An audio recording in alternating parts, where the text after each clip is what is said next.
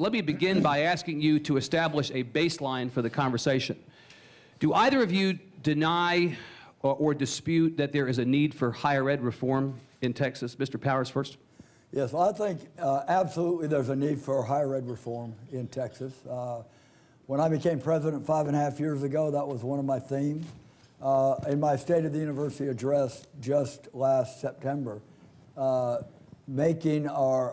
reforms so that with fewer inputs, if you will, we get better outputs in terms of student success and the mission of the university doing the teaching and the research.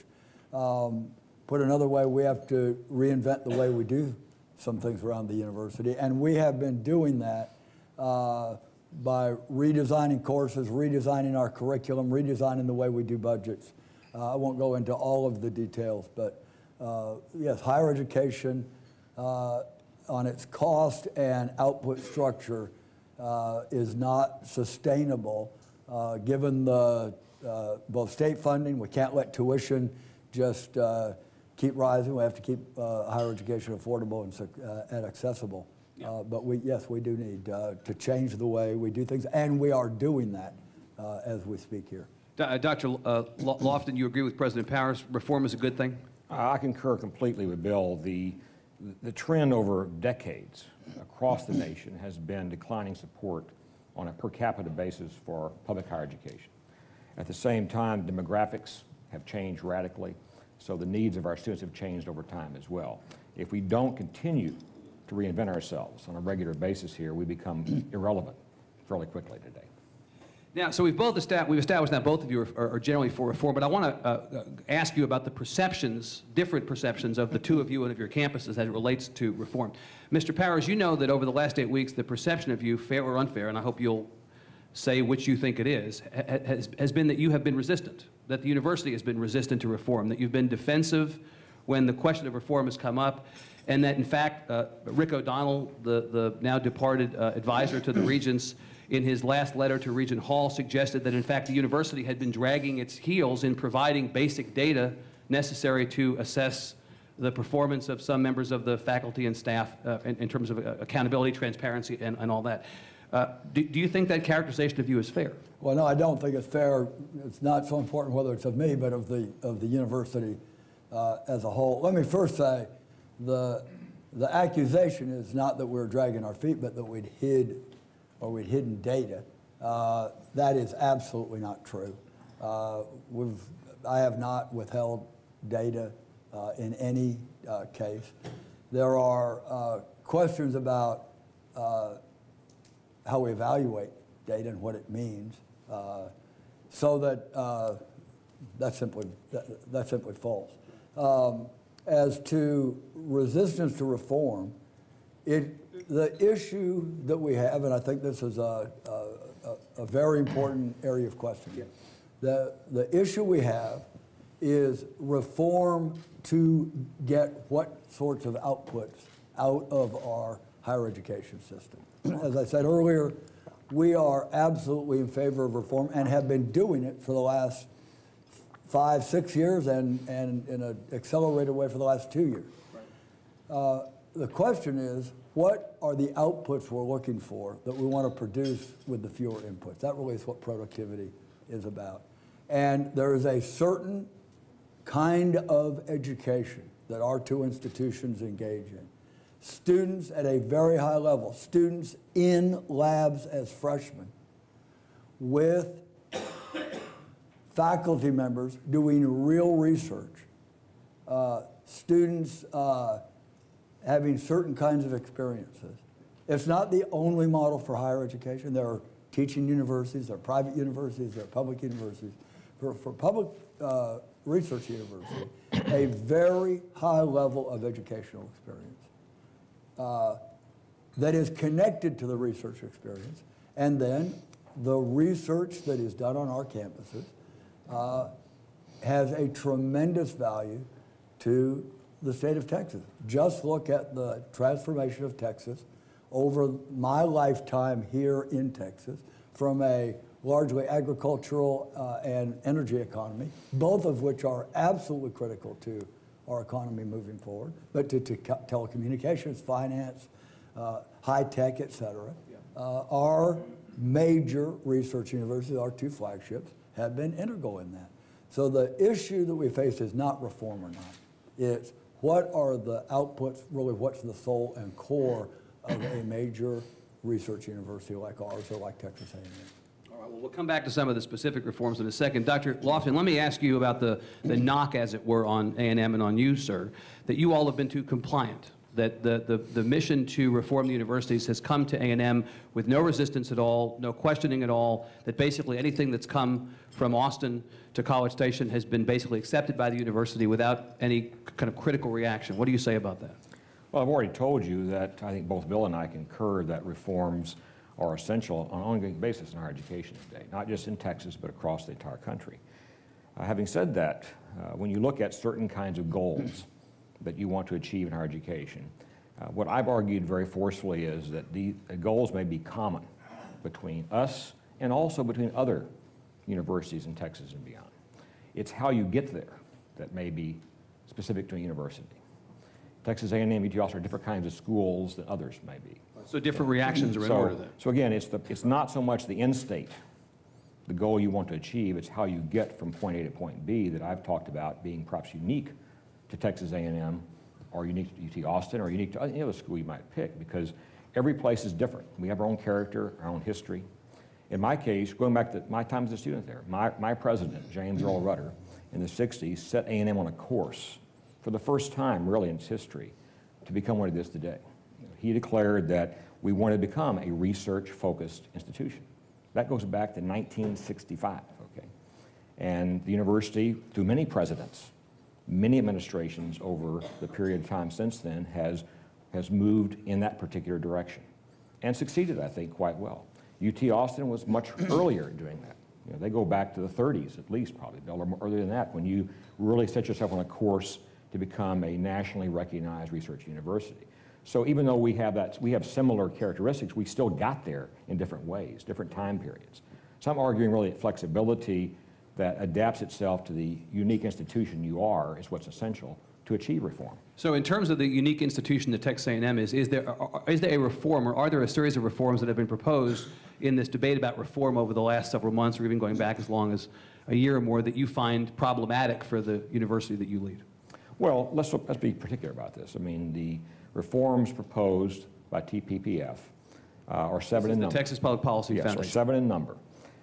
Two of those reforms are clearly policy issues beyond the purview of the university. You know, I can't set tuition policy for the state of Texas. So that's something out of my ballpark. Okay? Five remain. Many of them, I think, are very noble things. Reward good teaching. What's wrong with that? We can't argue with that. How do you get there is the question. How do you get there? We have hundreds. Last night I was actually, how you define good teaching is probably an open question. But we have a long history at Texas A&M, and I'm sure UT does as well, of rewarding good teaching. We have hundreds of awards at department, college, university levels that have gone through years of refinement as far as how we make these kinds of assessments. That's how we do it. We want to add more all the time. I told my recipients yesterday, as I gave their awards out to them, we have 24 top awards at our university given by our Association of Former Students. And I said, I wish we had hundreds, if maybe thousands of awards to give out, because you all deserve recognition for the hard work you do. Accountability. I think we all owe it to our state, anybody who pays for our operations here, accountability. But how can you do that in a complete and honest way that shows the full picture? Those are the kind of questions that I've been actively engaged in debating over the last couple of years. So the issue, Dr. Loftin, is not the philosophical question of whether you agree with the idea of reform or even agree with the idea of specific reforms, but it's implementation of those reforms. That's where you may take issue. That's where the action typically is. With some of this. Mr. Powers, are there reforms that are of the sort that you heard Dr. Loftin refer to, the so-called TPPF reforms, any that you can just say, I get behind, we're actually for this, as a demonstration of your willingness to implement some of this stuff? Well, a series of them are, we ought to reward good teaching. I'd go further. Not only should good teaching be rewarded with prizes and recognition, and we do that. We have an Academy of Distinguished Teachers. I'm actually proud to be in it. We have departmental awards, and our regions have awards. But even beyond that, it ought to be part of the salary structure. The way we evaluate faculty and our reward structure is mainly in the salary structure. And I was the dean of the law school for 5.5 years. I was very active in that process in the law school well before that, and teaching went into the salary structure.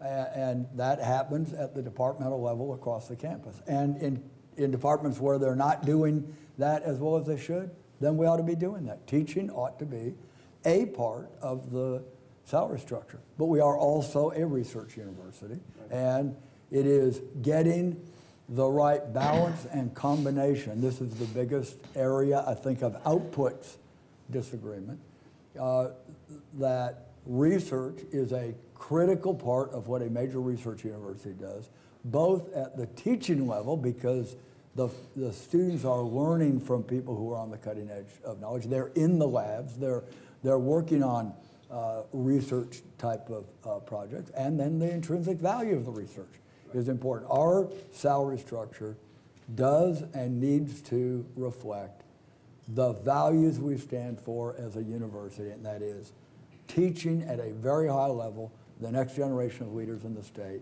and doing that in conjunction and in connection with the research that our faculty are doing. Let me ask you about that, because one of the big controversies that has come up over the last 8 weeks is the idea that somehow, as part of these reforms, we want to defund research or totally take research out of the portfolio of responsibilities of people at public universities. In fact, I'm not aware that defunding research has been proposed. What's been suggested, I think, is determining whether research done by faculty who don't teach is necessarily the best use of dollars.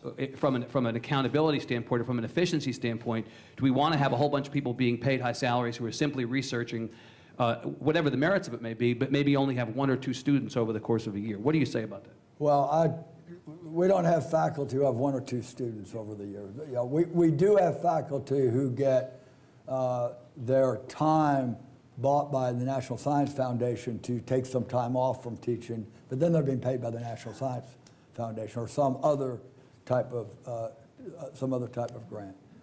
It is also the case that to get the kind of faculty that we want, both to teach our students and to teach and to do the research, this is a very competitive market. You get a market for rare, high talent, both at the teaching and at the research area. And you get markets like that, and we have to be competitive for them. The way we look at it is we would look at, for example, the physics department. And is the physics department, or any department, giving its students high-quality teaching with a mixture? We do have lectures. We have a very professional career track group of lecturers who focus mainly on teaching, and tenure track faculty. Are those students getting the right mix? It's less important, it's an ecosystem, right? It's less important to us that this individual faculty member is teaching in the first year, and this other faculty member is teaching a seminar in the third year or the fourth year. And graduate teaching is an important part of what we do. Now, if faculty aren't effective at their teaching and effective at their research, they ought not be rewarded at the salary structure. Okay. Dr. Loftin, what do you think about this? There's been a lot of discussion about teaching and research together and separate at UT. Did you hear anything from Mr. Powers that you disagree with? No, we're on the same page pretty well. I wrote an op-ed just a few days ago about this very topic here. The point I'd like to make is that we have extraordinarily talented faculty. We have a few that are specifically very talented as teachers, and we use them effectively in that way, and they do very little research. We have some that are really, quite frankly, much better researchers than teachers, and we use them that way too. The vast majority of our faculty are good at both. In my own case, I've won awards in both teaching and research. Yeah. Why should I tell a person you can only do one or the other? It really is something, you're good at both of these things, do both of these. So this notion of separating teaching from research is a non-starter. Yeah, now, as Bill said, we can account for that financially in many cases.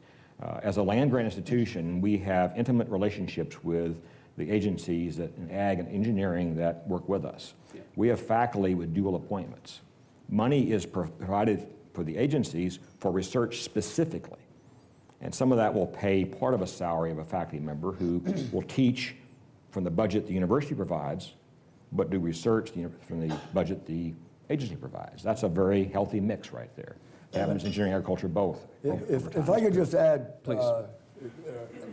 Add to what I said and add to that. There is a sense, and I think in the 60s and 70s and 80s, there was, and 90s, someplace in the country today, a sense that it's sort of junior year until a student sort of sees a tenured faculty member. That was precisely why we reformed our curriculum, to have these small signature courses taught by senior faculty, so the moment a student gets to the campus, you know, this isn't high school anymore. This is the real deal, and working with a very senior faculty member, somebody in the Academy of Distinguished Teachers. I teach one of those classes. Yep. So making sure that our students, in their experience, get the right mix and are exposed to our best researchers, our best teachers, that's our job, and that's the kind of reform that we've been going through.